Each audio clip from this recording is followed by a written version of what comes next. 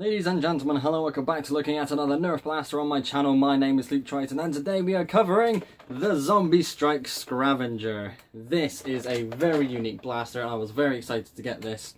So on my channel we look at Nerf blasters every so often and I kind of do these reviews in a special way. I don't do these as up-to-date modern reviews. I kind of go through the blaster and make a decision at the end of the video as to whether it's worth buying today. So this is a very unique blaster. It is a lever action blaster. Oh yeah, look at that. That's pretty cool. A bit difficult to use, but definitely something that's, because it's different, it's definitely more fun to get hold of. And yes, lever, not lever. It's pronounced lever, get over it. It has a barrel and stock attachment point. It has two tactical rails, one on the top and one on the bottom, so it's very modular. And of course, all those attachment points are covered with attachments. So let's take all of these off and get a good look at the blaster. This might take a moment because there are a lot here. Oh, good God. I don't like as well, may as well start off with this point. The Scravenger is one of many new blasters now where the tactical rail teeth don't have that spring. So taking blasters off is a bit of a pain in the ass because I've got to put a lot of pressure into it. And when it eventually comes off, I end up shooting my hand forward and potentially hit something. That's not good. But this is good. This blaster itself is, again, really cool. I do like this. I would love to see this reimagined in the N-Strike Elite line because this is obviously a Zombie Strike blaster. As you can tell, there's wires and kind of the makeshift detailing all across the blaster as you kind of traditionally would get in a zombie apocalypse. You know, do what you can with what you've got. And that kind of works with this because it's really cool. But again, I would love to see a more refined, much cleaner version of something like this. So yeah, what I'm going to quickly do as well is take this magazine out, because we're not focusing on that just yet, but we'll get to that in time. So yeah, let's get one last quick look at the blaster because it is very cool. Once again, it is lever action and the action is down here. This grip goes lengthways instead of going downwards, and that is similar to the Long Strike way back in the day. It actually got re-released in the Modulus line, so yeah, if you have one, similar to this. So when you go to shoulder it, you have to really put some effort into that priming because, again, you're having to move forward as well. That's not something that people are used to. People are used to the kind of top action or the pump action thing. You have to actually use your trigger hand to actually prime the blaster, which is difficult because obviously it's new, but some people will get used to this in time, especially I have. Once this is primed, the jam door is up here. Not quite an easy thing to get to, but again, it's there, you may as well use it. And this does act as a carry handle, which I very much appreciate. The tactical rail does stop at that point as well. You can't go any further, and that is a bit of a shame because this could definitely be used as a tactical rail, and if you kind of get a better look, you can see along here, it kind of has that tactical rail indentation, but it's wrapped with this extra sort of looking thing there, like wire or cloth, I'm assuming. So yeah, since it's primed, we may as well get the magazine back. With the Scravenger, you get two of these grey Zombie Strike 12 darts magazines.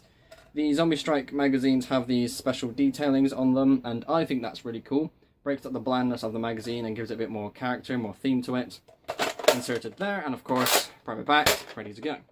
Now, actually taking the magazine out is a bit difficult because you have to kind of do some weird thing with your middle finger there. You can actually get it working because, as you see, I just managed to get it out. But I would much rather use my offhand to pull out the magazine. That is because if I start doing some juggling nonsense, it could take me a while for me to eventually get the magazine out and then get tagged by another player. So yeah, that's its own interesting thing, but one thing I am absolutely amazed with, let me just, there we go. This little button right here, I'm going to move in once again. So this button here, what I'm going to do is push that there. That engages slam fire. So that is very cool, absolutely spectacular. I love that so much. I think that was a genius idea to put onto this blaster, and it definitely speeds up the play when using this because having to prime it, pull the trigger, it's a slow process. But pressing that, you could really get a much higher fire rate going, and yeah, I just think it's a really good idea. I'm so happy that they actually implemented that because I would never think to put slam fire on a lever action blaster. That's brilliant. So yes, enough with the blaster itself. I think this is very well done. I would love to see this in a more refined version. But let's get on to the attachments, since this is kind of taken off in a weird way. Let's start off with the barrel. Now this has resemblance to like a spray can to me. Obviously you can not really tell that it is too much because it's all shot up. We've got those detailed kind of bullet holes, which I think looks quite nice, very Zombie Strike-esque. But yeah, it's a nice looking barrel, very different looking in particular. One thing that annoys me, because, well, it's just a personal gripe because I'm an asshole, this goes at the bottom. I keep thinking that this is the top part of the barrel, but it's not, but oh well. It looks pretty good on Zombie Strike blasters. You go to put this on like your elite blasters or a modulus blaster, it does look out of place and it does look very tacky. So nice that we got another option, but it's a shame that you can't really use this too much. Well, you can technically use it, but whether you want to, you know, that's your own choice. We're going to go into the optic that comes with the blaster. Now this is very interesting because this is a very cool looking scope. If I turn it this way so you can actually get a better look at it. Not too long, but it's a length where it kind of works. Doesn't need to be kind of overly sized or anything like that. But if I turn it back around, that has a magazine holder built in. So yes, you do get two of these. I think I mentioned that earlier. But this is, let me just put that over there.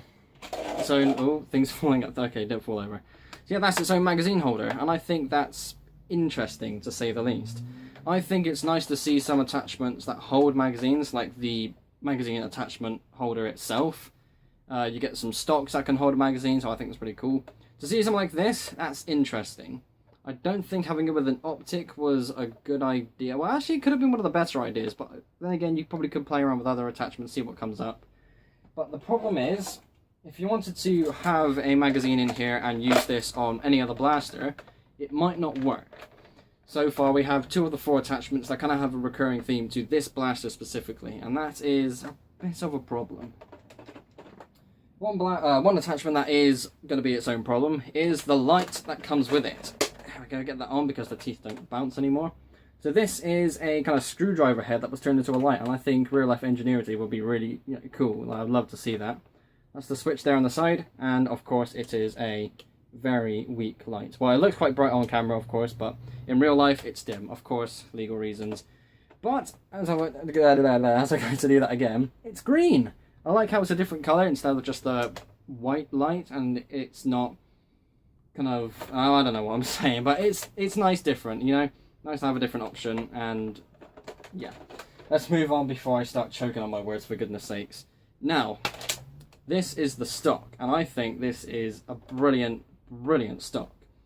The stock itself is actually quite small, and is amongst one of the smallest stocks that Nerf has made. It also has, I'm going to have to put the blaster down one sec before I continue. So this is a 2-shot jolt, which again looks very flavorful, very Zombie Strike-esque, and you know, it's a jolt, you know how it works. And it also clips onto the, I'm going to have to do this cack-handed now, right, I'm going to have to look into the camera as I do this. It has the ability to sit in the stock, there we go, do it that way. So this is actually how it's supposed to sit up because that's the right way round. But on the Scravenger, you see it this way round. And that is because the stock attachment point on the Scravenger is upside down. Why is it upside down? That's because the stock attachment point is much lower than it will be on any other conventional blaster. So if I take this off again and put this on technically the right way round, look how low that is. If I go to shoulder it, that's just terrible. But if I turn this that way, much more comfortable, easier to aim down sights, and I think that is brilliant. I don't think I would recommend Nerf make more blasters with this sort of idea, because not many stocks work in this upside down configuration, but again, for what it is, I love that it's there. And because you can allow a stock attachment point to go on there, you can, you know, play around with the other stocks, make it more modulus, and I think this is very cool, very fun to play with. So that is the whole thing. It is very lengthy. It's altogether is quite a lengthy blaster, despite having a small stock and a small barrel. But for what it is, I think this is absolutely brilliant. You could definitely get used to firing this, and I have done, of course. This is a very unique blaster, but I don't think this is a go-to blaster for me. I picked this up because it was very different and unique, and yes, I do enjoy this blaster, but we now have to get to the point in the video as to where I would recommend this or not. So if you had enough money to buy one of these things and you saw a few other Nerf blasters on shelves and you thought, which one should I get? I would say yes, I think this is worth the purchase. It's very different, it comes with lots of attachments, you get 2 magazines and plenty of ammo as well. You do get a second blaster, which is very cool. And for what it offers, it's very fun, very flavorful. It's just done really well.